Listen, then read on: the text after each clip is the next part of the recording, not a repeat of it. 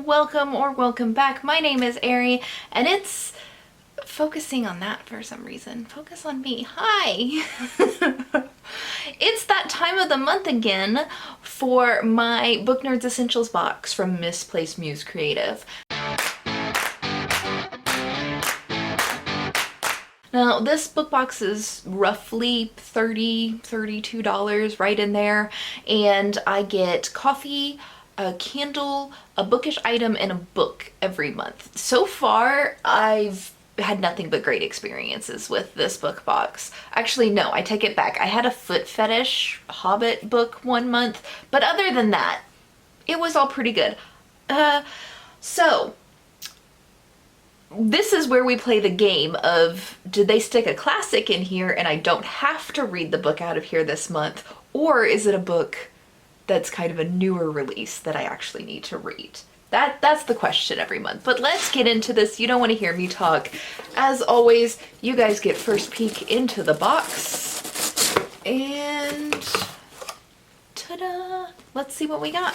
So the first thing I've got in here is a surprise vinyl figurine from the WB. So it looks like mostly Looney Tunes, but not all Looney Tunes. Let's see what my surprise figurine is. I love the idea of like a mystery figurine. It could be anything. Oh, it's even in a black box, so I still don't know. Or a black bag. All right.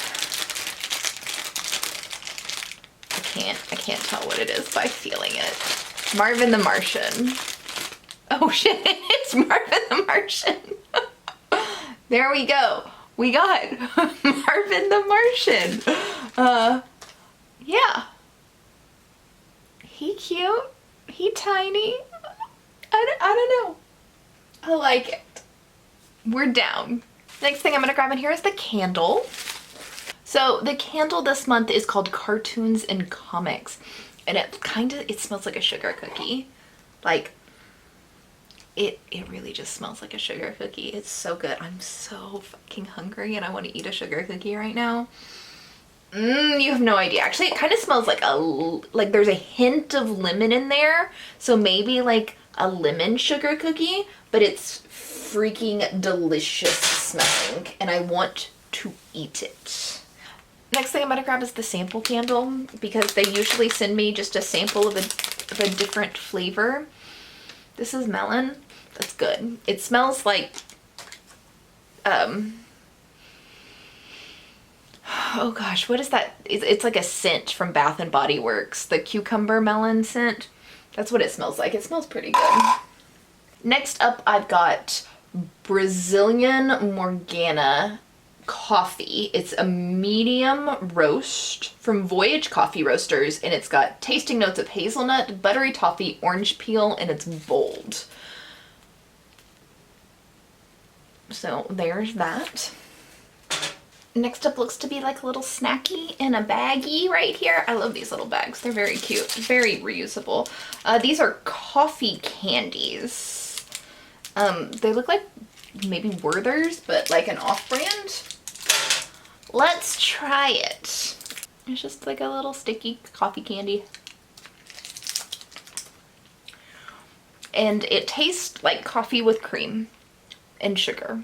So if you like coffee with cream and sugar and you think that makes great candy, that's exactly what that tastes like. Next, quickly, just the miscellaneous stuff that comes in every box. You've got a business card from Misplaced Muse that I'm just gonna accidentally throw. You've got the coaster for the candle. There's a candle care card, which is new, so it just tells you how to burn the candle. You've got a bookmark, fairly basic, and a book of matches. I also got a book dart in here. It's like a little metal clip bookmark. It's this part. This is just advertising.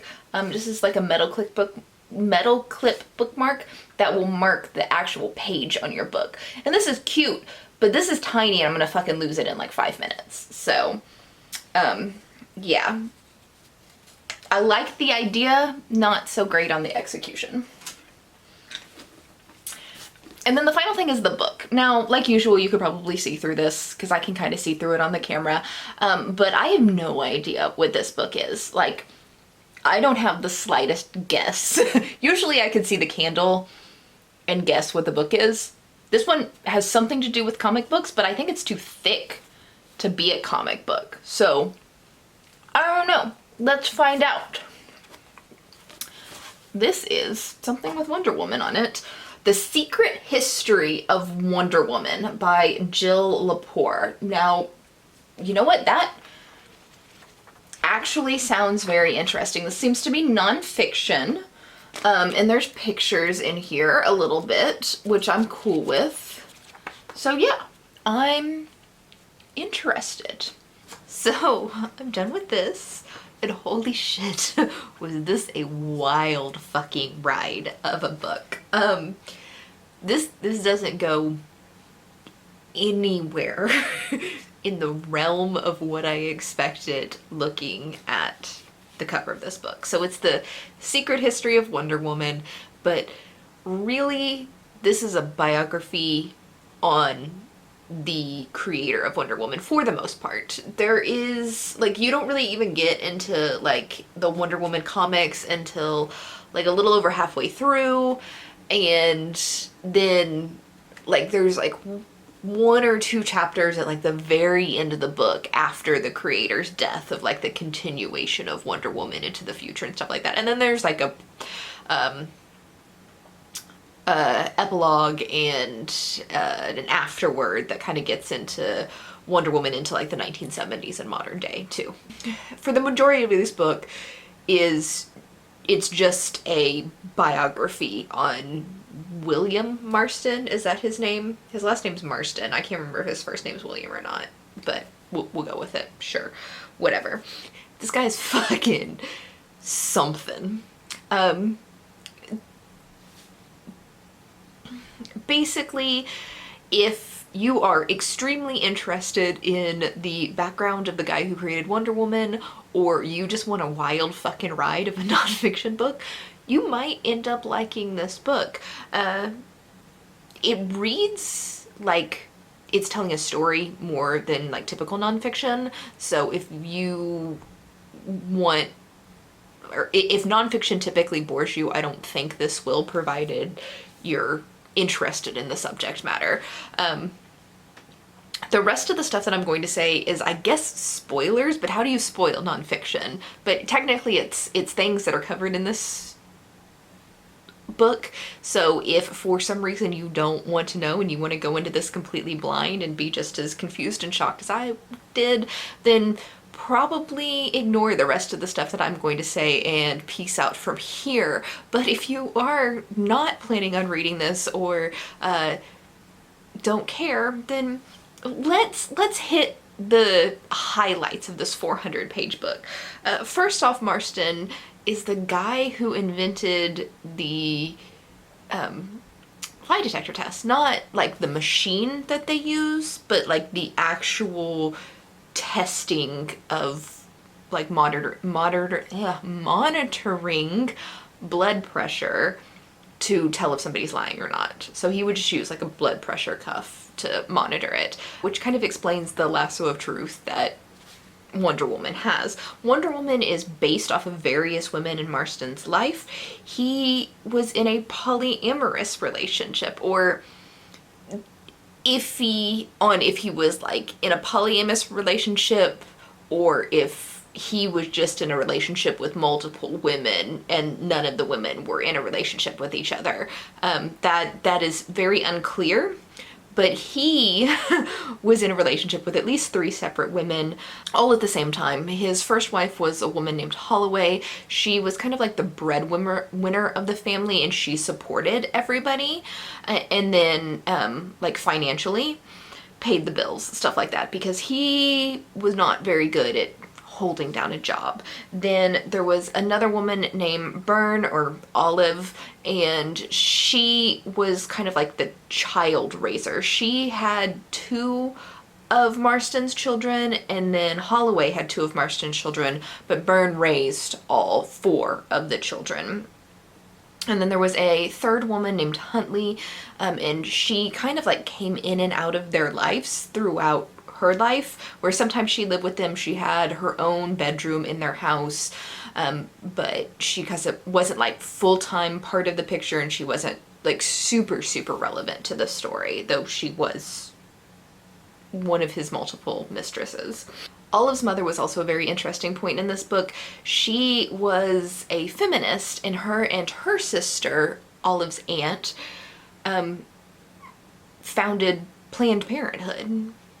But she was very big into being a suffragette and she was a suffragette and very into contraception for women, allowing women to choose what happens to their own body, which we're still fighting for today, over 100 years later. So anyway, her interesting story was she was arrested for providing women in New York with contraception, which was illegal at the time, and sentenced to 30 days in prison. And she went on a hunger strike, and she was pardoned by the President of the United States after 10 days because he was afraid of what would happen if a woman died in jail because she was refusing to eat.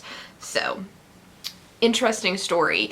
If you've seen or read the early 1940s Wonder Woman, she's very particularly feminist. And I think that is because the author, Marston, and the illustrator were both surrounded by very feminist women.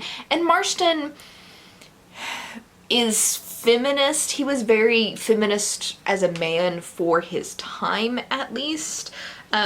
His feminism really wouldn't stand up today by today's standards of feminist. He believed that all